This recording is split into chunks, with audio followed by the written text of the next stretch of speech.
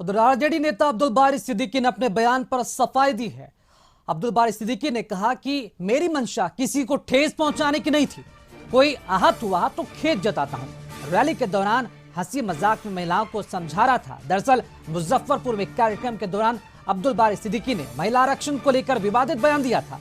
सिद्दीकी ने कहा था कि अगर आरक्षण देना है तो पिछड़ा और अति पिछड़ा वर्ग की महिलाओं को भी दे, अति पिछड़ा का भी कोटा तय कर दीजिए, तब तो ठीक होगा, वरना महिला आरक्षण के नाम पर बॉबकट और क्रीम पाउडर लिपस्टिक और वाली औरतें नौकरी में आ जाएंगी।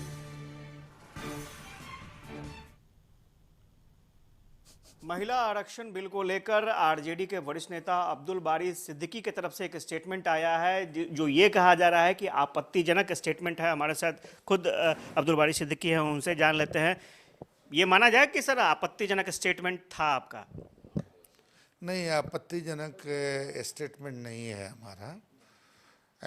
अत्यंत पिछड़ा सम्मेलन था राजद का, उसमें हजारों की तादाद में लोग आए थे और उसमें सैकड़ों की तादाद में महिलाएं, हमारी माताएं और बहनें भी आई थी। तो भाषण देने के क्रम में जो हमारा वोटर्स है और जो ऑडियंस है, उसकी मनोभावना को देख के उनकी भाषा में हमने उनके बीच जो है रखा था कि महिला आरक्षण का मतलब यह नहीं होना चाहिए कि साहब गांव गंवई की महिलाएं, गरीब गुरबा की औरतें, गरीब गुरबा के जो पढ़े लिखे लोग हैं वो छूट जाएं। तो अब ये बात सही है कि इन्होंने ये जो 35% आरक्षण किया है, वो अभी हमने जो देखा है टीवी में, उसमें है कि सरकार ने जो है इलेक्शन के लिए किया, मगर इलेक्शन में भी तो रिजर्वेशन है, खास करके शेड्यूल कास्ट का, शेड्यूल ट्राइब का तो है। 3% जो है ऊंची जात के गरीब लोगों के लिए, ठीक है।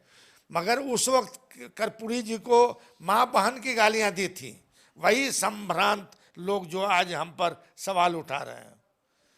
तो हम तो कह रहे हैं कि हमारा मकसद ही नहीं था किसी को ठेस पहुंचाना। अगर किसी को ठेस पहुंची है तो खेद है। बड़े सिद्दीकी थे और इन्होंने साफ तौर पर कहा कि किसी की भावना को ठेस पहुंचाने की इच्छा नहीं थी। अगर किसी को ठेस पहुंची है तो वो माफ़ी भी मांगते हैं।